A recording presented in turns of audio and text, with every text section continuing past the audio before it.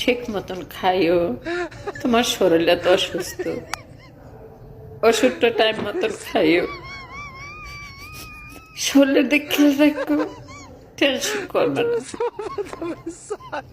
আমি তোমার কিছুই করবো না।